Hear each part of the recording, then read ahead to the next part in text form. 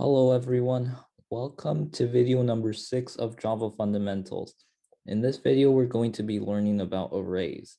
So first of all, what are arrays? Well, an array is a collection of values and has a fixed length. You can think of them as multiple variables in one. So what does that mean? Well, here's an example. This is an array of ints and has length 7. So this is a variable, this is a variable, this is a variable, this is a variable, this is a variable, this is a variable, and this is a variable. So you have 7 variables in one array. All right, and remember that Java uses zero-based indexing. If you need a review on that, you can go back to video number 3, but basically what that means is that the first element has index 0, the second element has index 1, the third element has index 2, and so on. So therefore, the element at index 0, that's the first element, and that is 4. The element at index 2, the third element, is -4. The element at index 6, which is the last one, it's 7. And then there are also 2D arrays. So here's an example.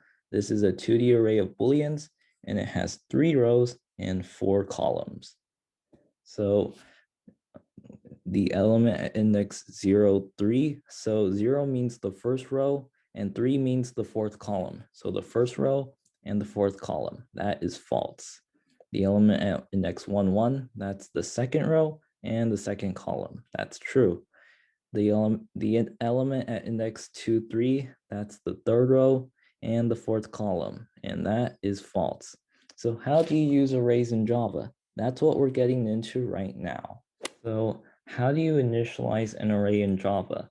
Well, the way you do so is very similar to the way you would initialize a scanner. So you do the type of array. So we're just going to make an array of integers and then a pair of brackets and then the name of the array.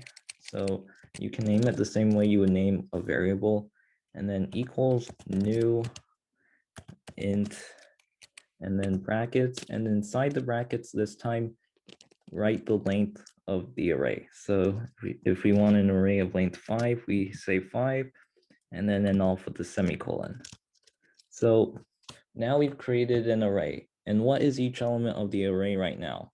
If we were to print out the first element of the array right now, what would it print out? Well, so far we haven't modified the array at all. So what Java does is it makes each value the default value. So the default value of an int array or any other array of numbers is 0. The default value of an array of booleans would be false, and the default value of an array of strings would be null. So basically, null, it would just give an error if you try to print it. So if we were to print out the element at index 0 right now, it would print out 0. All right, so now how do we modify or access elements of the array? Well, you use the name of the array and then a pair of brackets, and then inside put the index. So if we wanted the first element, then we do r, which is the name of the array, brackets, and inside you put 0. So to modify that, if you want to modify that element, you would do that, and then equals, and then the new value. So 1, let's just make it 1.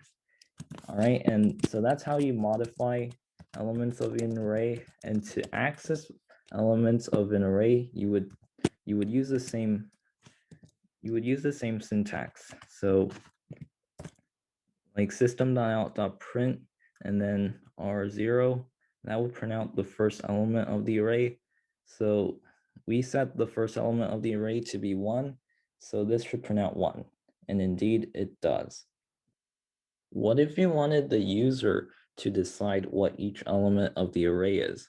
Well, in that case, you can use a scanner. So as we mentioned in video number 5, to use a scanner, you first need to import it. All right, and then you need to initialize it.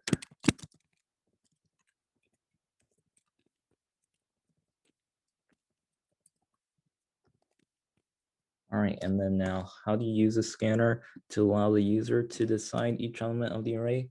Well, you can use a for loop. So for int, we'll just call it a equals 0, because the first index of an array is index 0. So you want to start off with 0. And then the last index is the length of the array minus 1. So you can just do a is less than the length of the array. And to find the length of the array, you would do r.length. And make sure you don't put parentheses. If you were trying to find the length of a string, you would put parentheses after length, but in this case, you don't. All right, and then a++. And then you would do r index a equals in.next int. All right, so now let's run this. So basically what this does is it takes 5 inputs from the user and then sets each element of the array to each input. So let's just type 5 things: 2, 3, 7, 5, 1. All right, so now the element at index 0 of R is 2. The element at index 1 is 3, and then it's 7, and then 5, and then 1. All right, so if you wanted to print each element of the array, you can do a similar thing.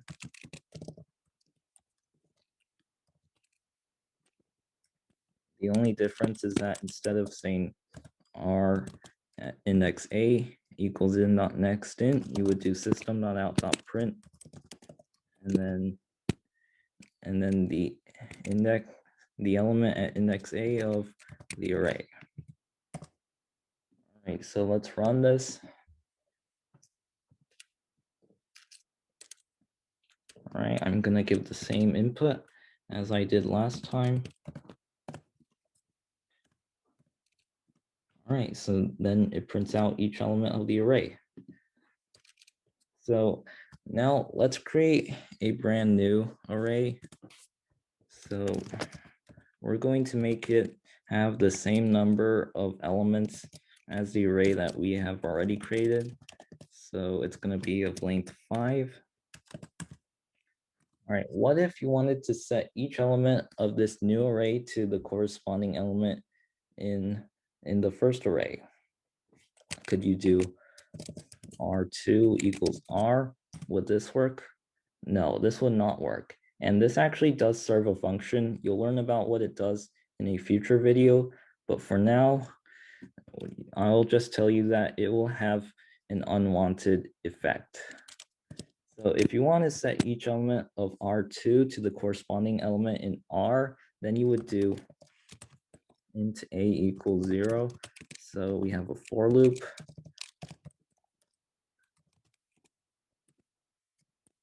All right, and then we do R2. So we set the element at index A of R2 to the element at index A of R.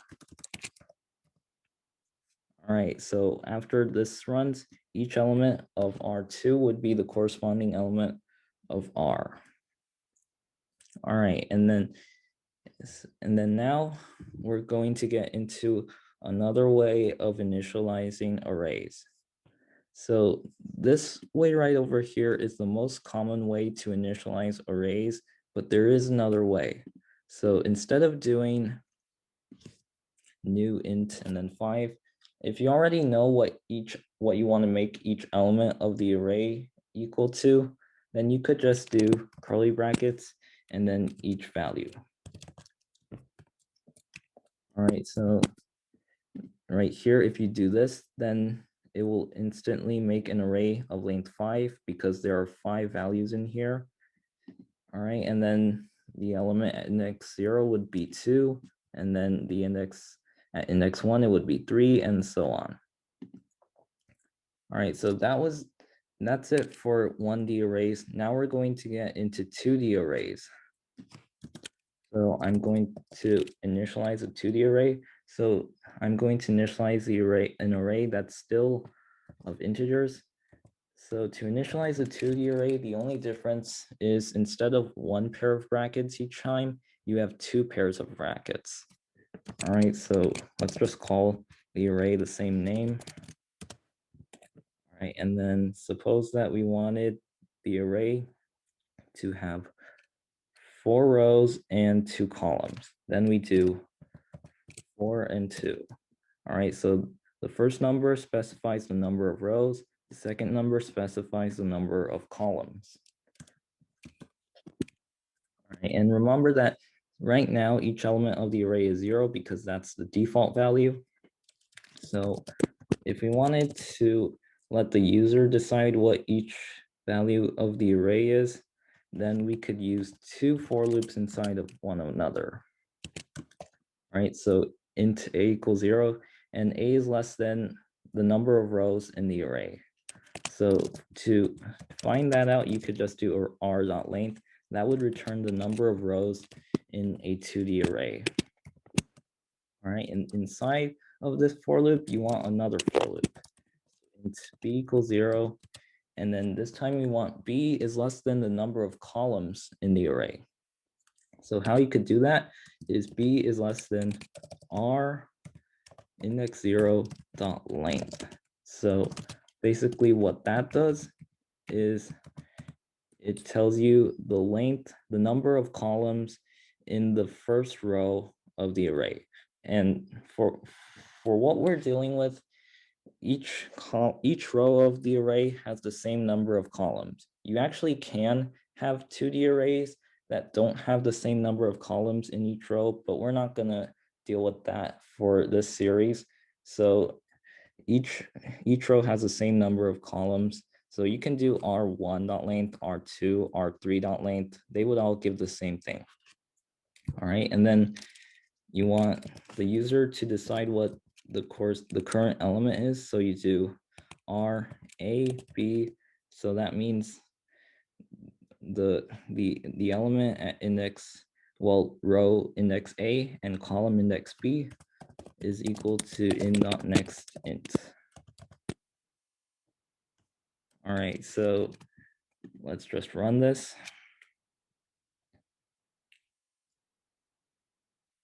All right, let's give it some inputs. So 2 and then 4, 5, 6, 2, 6, 3, 8. All right, and keep in mind that pressing space when you're giving input is basically the same thing as pressing enter. It does have a few differences, but you don't need to worry about those. So anyway, I just initialized the array I've decided what each element is. And then let's suppose that we wanted to print out what the element at index in the second row and the second column is.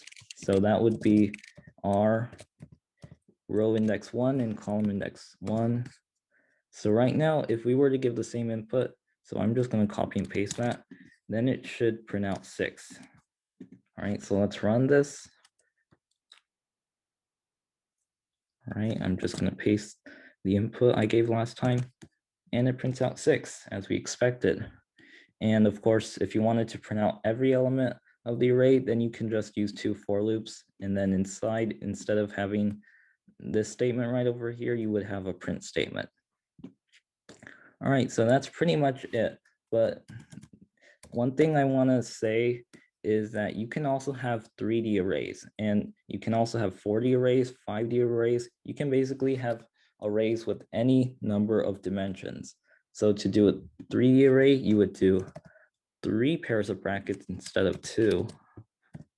All right, and then like if you can do like to access or modify an element, you could do r, like just give the indexes, and then so basically you can use this to modify and access the element at index 3, 1, 2.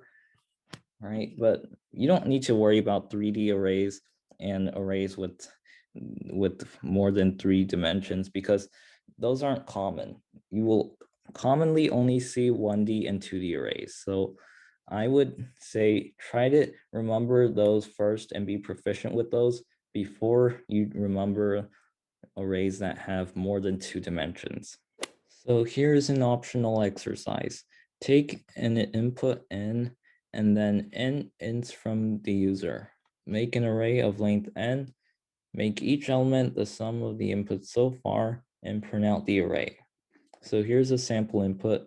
First we have 5, that's n, and then we take 5 integers, and then this is the output. So first we print 4, that's the first element of the array, and then 6, which is 4 plus 2, and then 12, which is 4 plus 2 plus 6, and then 13, which is 4 plus 2 plus 6 plus 1, and finally 15, which is 4 plus 2 plus 6 plus 1 plus 2. All right, so if you want to go ahead and code this algorithm up, then pause the video right here and keep watching for the solution. Here is the solution. So first you need to import and initialize a scanner.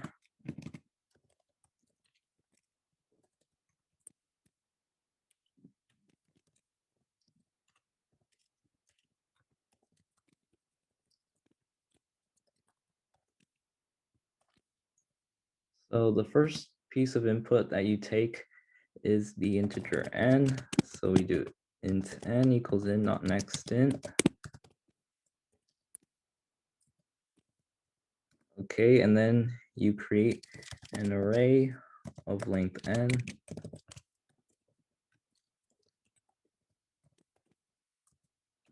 Okay, and then you need a variable, we'll call it sum, that keeps track of the sum of the inputs so far. And then we have a for loop. So for int a equals 0, a is less than n because n is the length of the array. So the first thing we need to do is add the input to the sum. So we do sum plus equals in not next int. All right, and then we set the current element of the array to the sum. And then after all of that, we print out each element of the array.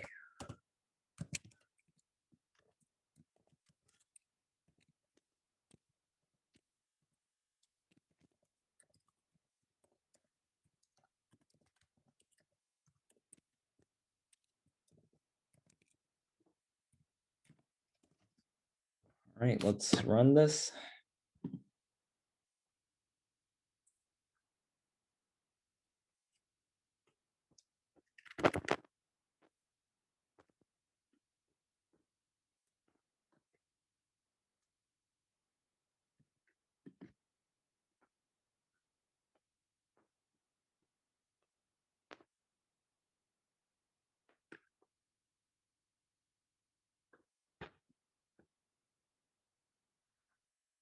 All right, and now we'll give it the input.